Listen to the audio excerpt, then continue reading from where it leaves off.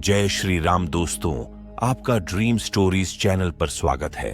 तो चलिए कहानी शुरू करते हैं। Life after death. मृत्यु के बाद आत्मा का सफर कैसा होता है? बस ये 5 ही चीजें होती हैं। अंतिम यात्रा में साथ आपने अक्सर लोगों को कहते सुना होगा कि मृत्यु के बाद व्यक्ति के साथ कुछ नहीं जाता। जो भी उस व्यक्ति से जुड़ी भौतिक सुख की चीजें हैं वह सब यहीं रह जाती हैं। अगर पुराण, वेद और बाकी धर्म ग्रंथ को देखा जाए तो उनमें स्पष्ट बताया गया है कि व्यक्ति की मृत्यु के बाद भी कुछ चीजें उसके साथ अगले जन्म तक जाती हैं। कुछ चीजें ऐसी हैं जिनका भुगतान व्यक्ति को अगले जन्म में भी करना पड़ता है। तो आइए जानते हैं ऐसी कौन सी 5 चीजें हैं जो मरने के बाद भी व्यक्ति के साथ जाती हैं। नंबर 1, मृत्यु के बाद भी साथ जाता है ज्ञान। ज्ञान व्यक्ति को भीड़ में सबसे अलग करता है। ज्ञान के बल पर आप अपनी एक अलग पहचान और लोगों पर छाप छोड़ने में कामयाब रहते हैं। इसलिए अपनी मृत्यु से पहले आप जितना ज्ञान ले लेंगे वह आपके बहुत काम आएगा। दरअसल ऐसी मान्यता है कि जीवित रहते हुए व्यक्ति जो गुण सीख लेता है वह उसके साथ मृत्यु के बाद भी जाते हैं। इसलिए अपना समय खुद को अच्छा ज्ञान और गुण सीखने में व्यस्त करें। श्री भगवद गीता में भी इस बात का जिक्र किया गया है कि ज्ञान और दान कभी नष्ट नहीं होता है। नंबर 2, मृत्यु के बाद भी साथ जाता है कर्ज। धार्मिक ग्रंथों में बताया गया है कि कर्ज कभी भी व्यक्ति का पीछा नहीं छोड़ता। अगर किसी व्यक्ति ने आपका भला किया है तो उसका ये ऋण जैसे ही मौका मिले उतार देना चाहिए।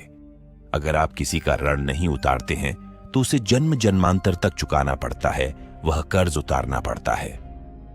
अगले जन्म में वह कर्ज किसी भी रूप में आपको चुकाना पड़ सकता है। साथ ही अगर आपने किसी को कर्ज दिया है और उस व्यक्ति की मृत्यु कर्ज चुकाने से पहले ही हो जाती है तो आपको भी बार बार जन्म लेना पड़ सकता है।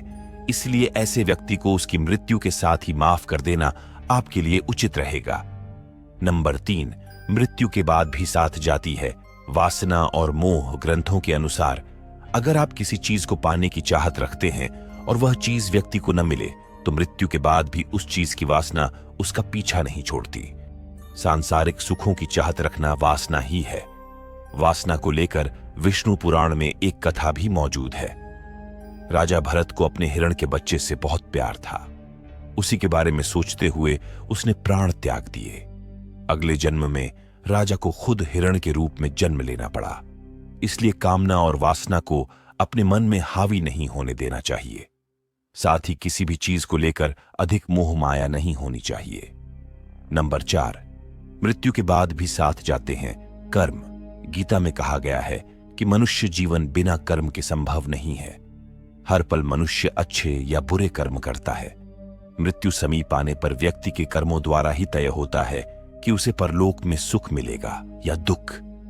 इन्हीं के परिणाम से अगले जन्म में अच्छा बुरा फल प्राप्त होता है। कर्म 7 जन्मों तक व्यक्ति का पीछा नहीं छोड़ते हैं। इसका एक उदाहरण महाभारत में भी मौजूद है। बाणों की शैया पर लेटे हुए भीष्म ने भगवान कृष्ण से पूछा कि मुझे ऐसी मृत्यु क्यों मिली, तो भगवान कृष्ण ने उन्हें 7 जन्म पहले की घटना याद दिलाई। 7 जन्म पहले भीष्म ने एक अधमरे सांप को उठाकर नागफनी के कांटों पर फेंक दिया था। कर्म मनुष्य का कभी पीछा नहीं छोड़ते। नंबर 5, मृत्यु के बाद भी साथ जाता है पुण्य। आपने अक्सर घर के बड़ों से सुना होगा कि दान और परोपकार कभी खाली नहीं जाता है। इसका जिक्र शास्त्रों में भी किया गया है। जीवन में अगर कोई अपरिचित व्यक्ति आपकी मदद करता है, इसका अर्थ है कि वह पिछले जन्म में आपके द्वारा किए गए दान और परोपकार को चुका रहा है। इसलिए दान पुण्य करते रहना चाहिए। यह व्यक्ति की मृत्यु के बाद भी इसके साथ जाते हैं। यदि हमारी वीडियो अच्छी लगी तो ड्रीम स्टोरीज चैनल को सब्सक्राइब करें।